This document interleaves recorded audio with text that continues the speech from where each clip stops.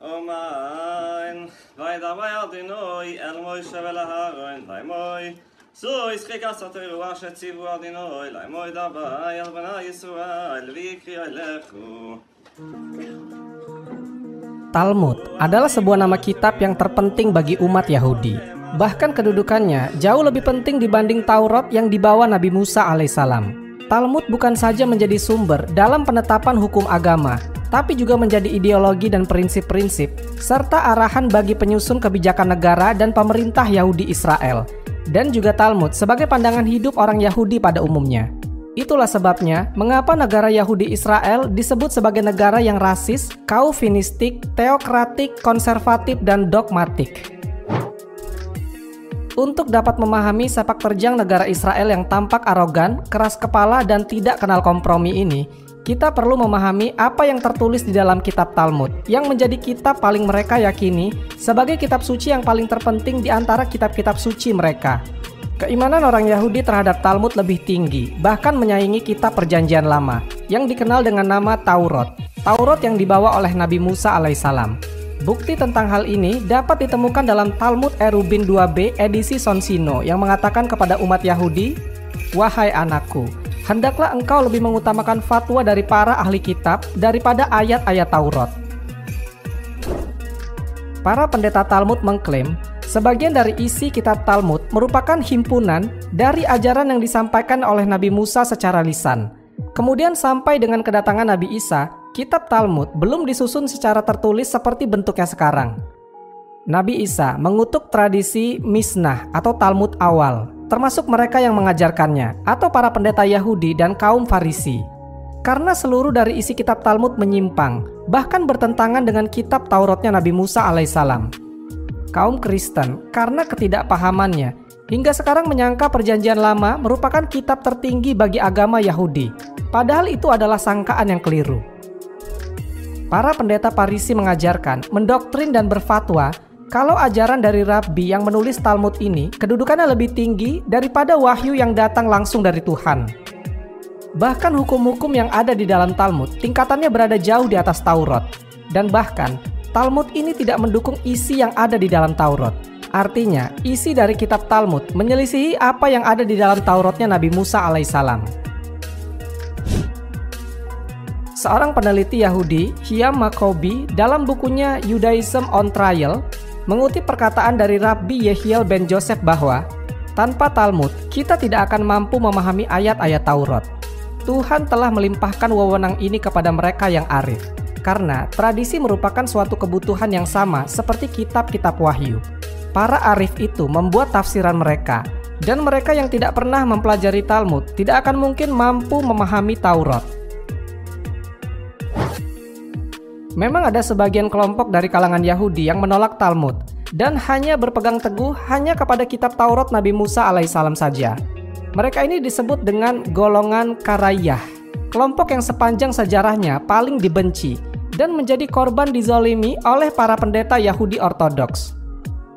Kepada tradisi Misnah itu, para pendeta Yahudi menambahkan sebuah kitab lagi yang mereka sebut dengan Gemarah atau kitab tafsir para pendeta. Bersama dengan Gemarah disebut dengan Talmud. Kitab Talmud sendiri memiliki dua versi, yaitu Talmud Yerusalem dan Talmud Babilonia. Talmud Babilonia dipandang sebagai kitab yang paling otoritatif.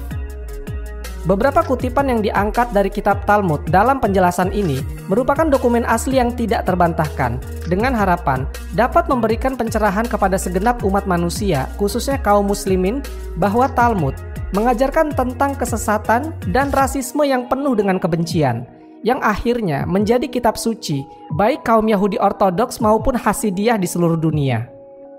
Pelaksanaan apa yang diajarkan dalam kitab Talmud ini tentang keunggulan kaum Yahudi yang didasarkan pada ajaran kebencian telah menyebabkan penderitaan yang bisa kita saksikan sekarang khususnya di tanah Palestina. Ajaran Talmud ini telah dijadikan dalih untuk membenarkan pembantaian yang mereka lakukan terhadap warga sipil Palestina, terutama yang kita lihat sekarang adalah wanita dan anak-anak. Kitab Talmud ini menetapkan bahwa semua orang yang bukan Yahudi disebut Goyim.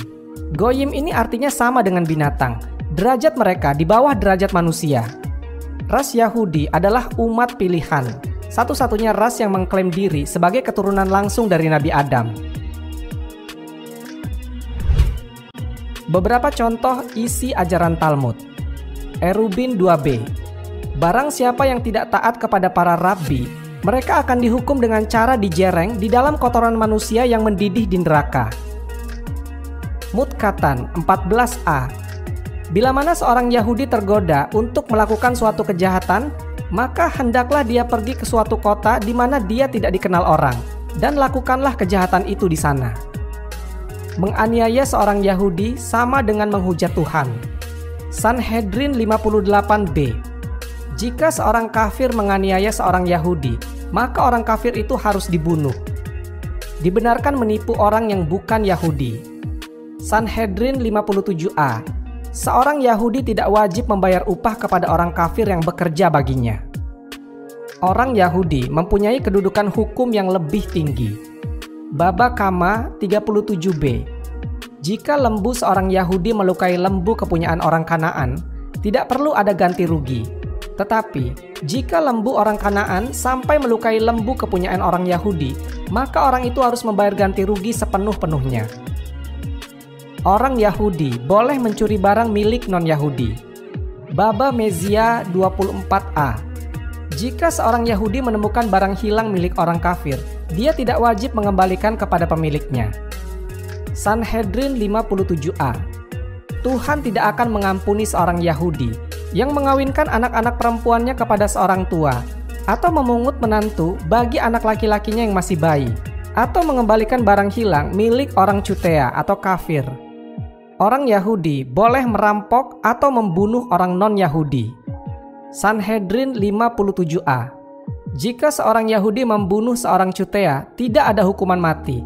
Apa yang sudah dicuri oleh seorang Yahudi boleh dimilikinya. Baba Kama 37b. Kaum kafir ada di luar perlindungan hukum, dan Tuhan membukakan uang mereka kepada Bani Israel. Orang Yahudi boleh berdusta kepada orang non-Yahudi. Baba Kama 113a. Orang Yahudi diperbolehkan berdusta untuk menipu orang kafir. Yang bukan Yahudi adalah hewan di bawah derajat manusia. Yebamot 98a. Semua anak keturunan orang kafir tergolong sama dengan binatang. Abodah Zarah 36b. Anak perempuan orang kafir sama dengan nidah atau najis sejak lahir. Abodah Zarah 22a sampai 22b. Orang kafir lebih senang berhubungan seks dengan lembu. Ajaran gila di dalam Talmud. Gitin 69a.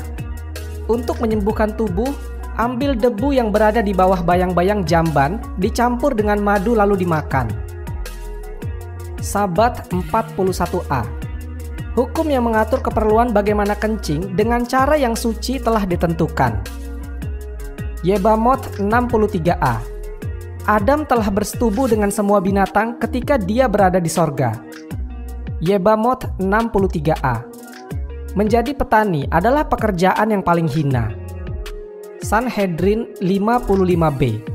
Seorang Yahudi boleh mengawini anak perempuan berumur 3 tahun, persisnya 3 tahun 1 hari. Sanhedrin 54b. Seorang Yahudi diperbolehkan bersetubuh dengan anak perempuan asalkan anak itu berumur di bawah 9 tahun. Kentubot 11b. Bila mana seorang dewasa bersetubuh dengan seorang anak perempuan, tidak ada dosanya. Yebamot 59b. Seorang perempuan yang telah bersetubuh dengan seekor binatang diperbolehkan menikah dengan pendeta Yahudi. Seorang perempuan Yahudi yang telah bersetubuh dengan jin juga diperbolehkan kawin dengan seorang pendeta Yahudi. Abodah Zarah 17a.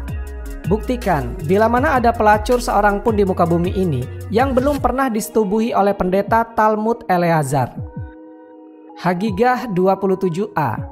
Nyatakan bahwa tidak akan ada seorang rabi pun yang akan masuk neraka. Baba Mezia 59b. Seorang rabi telah mendebat Tuhan dan mengalahkannya. Tuhan pun mengakui bahwa rabi itu memenangkan debat tersebut. Gitin 70a. Para rabi mengajarkan, sekeluarnya seseorang dari jamban, maka dia tidak boleh bersetubuh sampai menunggu waktu yang sama dengan menempuh perjalanan sejauh setengah mil. Konon, iblis yang ada di jamban itu masih menyertainya selama waktu itu. Kalau ia melakukannya juga, maka anak keturunannya akan terkena penyakit ayan. Gitin 69b. Untuk menyembuhkan penyakit kelumpuhan, campur kotoran seekor anjing berbulu putih dan campur dengan balsam. Tetapi bila memungkinkan, untuk menghindari dari penyakit itu, tidak perlu memakai kotoran anjing itu, karena hal itu akan membuat anggota tubuh menjadi lemas. Pesahim 11a. Sungguh terlarang bagi anjing, perempuan atau pohon kurma berdiri di antara dua orang laki-laki, karena musibah khusus akan datang jika seorang perempuan yang sedang haid atau duduk-duduk di perempatan jalan. Menahot 43b sampai 44a. Seorang Yahudi diwajibkan membaca doa berikut ini setiap hari. Aku bersyukur, ya Tuhanku, karena Engkau tidak menjadikan aku seorang kafir, seorang perempuan, atau seorang budak belian. Kisah-kisah Holocaust oleh Romawi. Di dalam Talmud ayat Gitin 57b, ada dikisahkan tentang dibantainya 4 juta orang Yahudi oleh orang Romawi di kota Bethar. Gitin 58a mengklaim bahwa 16 juta anak-anak Yahudi dibungkus ke dalam satu gulungan dan dibakar hidup-hidup oleh orang Romawi. Demografi tentang zaman kuno menyatakan, orang Yahudi di seluruh dunia pada masa penjajahan oleh Romawi tidak sampai berjumlah 16 juta, bahkan 4 juta pun tidak ada atau tidak sampai. Pengakuan Talmud. Abodah Zarah 70a. Seorang rabbi ditanya, apakah anggur yang dicuri di Pumbedita boleh diminum? Atau anggur itu sudah dianggap najis karena pencurinya adalah orang-orang kafir? Rabbi itu menjawab, tidak perlu dipedulikan. Anggur itu tetap halal bagi orang Yahudi, karena mayoritas pencuri yang ada di Pumbedita, tempat di mana guci-guci anggur itu dicuri, adalah orang-orang Yahudi. Erubin 21b. Rabbi Akidah berkata kepadanya, berikan saya air untuk mencuci tangan saya. Ia menjawab, air itu tidak cukup bahkan untuk diminum, apalagi untuk membasuh tanganmu, keluhnya. Lalu apa yang harus saya perbuat? Tanya seorang lainnya. Padahal engkau tahu menentang ucapan seorang rabbi diancam dengan hukuman mati. Saya lebih baik mati daripada menentang pendapat kawan-kawan saya. Genosida dihalalkan oleh Talmud. Perjanjian kecil Sovrim 15, Kaidah 10. Inilah kata-kata dari Rabbi Simeon ben Yohai. Top Shebe Goyim Harok, atau bahkan orang kafir yang baik sekalipun, seluruhnya harus dibunuh. Orang-orang Israeli setiap tahun mengikuti acara nasional ziarah ke kuburan Simeon ben Yohai untuk memberikan penghormatan kepada Rabbi yang telah menganjurkannya untuk menghabisi orang-orang non-Yahudi. Di Purim pada tanggal 25 Februari 1994, seorang perwira Angkatan Darat Israel, Baruch Goldstein, seorang Yahudi Ortodoks dari Brooklyn, membantai 40 orang Muslim termasuk anak-anak, tatkala ketika mereka sedang sholat di dalam masjid.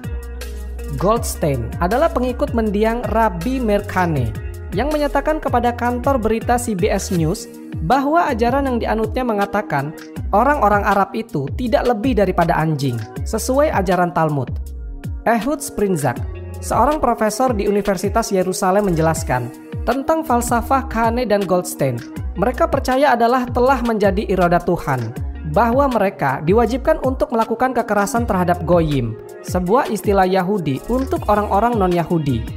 Rabbi Yitzhak Ginsburg menyatakan, kita harus mengakui darah seorang Yahudi dan darah orang Goyim tidaklah sama. Rabbi Yakuf Perin berkata, 1 juta nyawa orang Arab tidaklah seimbang dengan sepotong kelingking orang Yahudi. Doktrin Talmud. Orang non-Yahudi bukanlah manusia. Talmud secara spesifik menetapkan orang non-Yahudi termasuk golongan binatang, bukan manusia. Dan secara khusus menyatakan bahwa mereka bukan dari keturunan Nabi Adam. Ayat-ayat yang berkaitan dengan itu ditemukan bertebaran di dalam kitab Talmud. Antara lain seperti ini, teman-teman. Kerihot 6b. Menggunakan minyak untuk mengurapi. Rabbi kita mengajarkan, barang siapa menyiram minyak pengurapan kepada ternak atau perahu, ia tidak melakukan dosa. Bila ia melakukan kepada goyim atau orang mati, dia tidak melakukan dosa.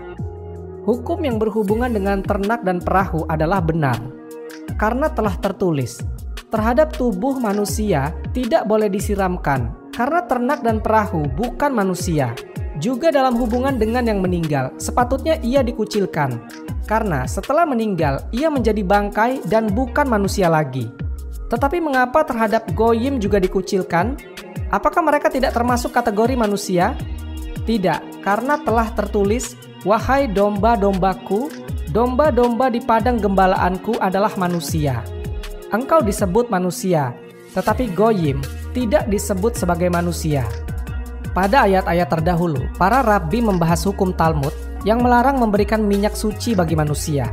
Dalam pembahasan itu, para rabi menjelaskan bukanlah suatu dosa untuk memberikan minyak suci itu kepada goyim atau kaum non-Yahudi seperti Muslim, Kristen, dan sebagainya, karena goyim tidak termasuk golongan manusia. Yebamot 61a telah diajarkan. Begitulah Simeon bin Yohai menerangkan bahwa kuburan orang goyim tidak termasuk tempat yang suci untuk mendapatkan ohel, karena telah dikatakan, wahai domba-dombaku yang ada di padang gembalaanku, kalian adalah manusia. Kalian disebut manusia, tapi kaum kafir itu tidak disebut manusia.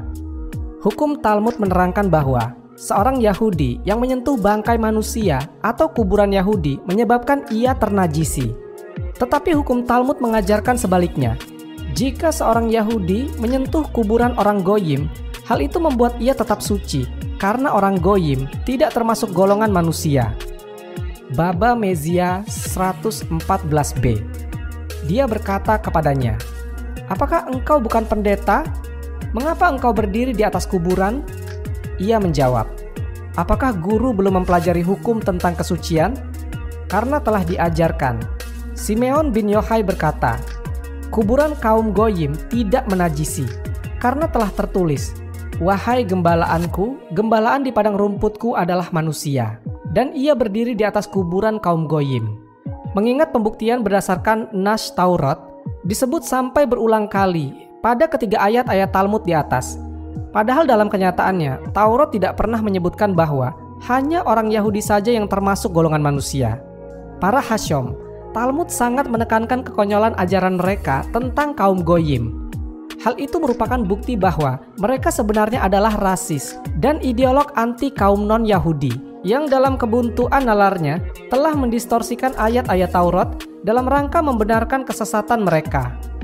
Brakot 58a. Sila seorang Yahudi memberikan hukuman cambuk kepada seseorang yang telah bersetubuh dengan seorang perempuan Mesir. Orang yang dicambuk itu pergi mengadukan kepada pemerintah dan berkata, ada seorang Yahudi yang memberikan hukuman cambuk tanpa izin dari pemerintah. Seorang petugas memerintahkan untuk memanggilnya. Ketika ia tiba, ia ditanya, mengapa engkau mencambuk orang ini? Ia menjawab, karena ia telah menyetubuhi keledai betina. Petugas itu berkata kepadanya, apakah engkau mempunyai saksi-saksi? Ia menjawab, saya mempunyainya. Kemudian Nabi Elia turun dari langit dalam bentuk manusia dan memberikan bukti. Petugas itu berkata lagi kepadanya, kalau demikian halnya, seharusnya orang itu dihukum mati. Ia menjawab, karena kami telah diasingkan dari negeri kami tidak mempunyai wewenang untuk menjatuhkan hukuman mati.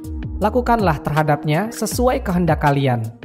Ketika mereka masih mempertimbangkan perkara itu, Sila pun berteriak, kepadamulah ya Tuhan yang maha besar dan maha kuasa. Apa kehendakmu? Tanya petugas itu.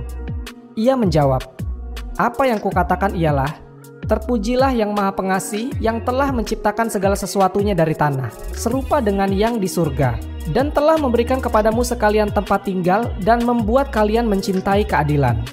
Petugas itu berkata kepadanya, apakah engkau sedemikian membantu kepada kehormatan pemerintah?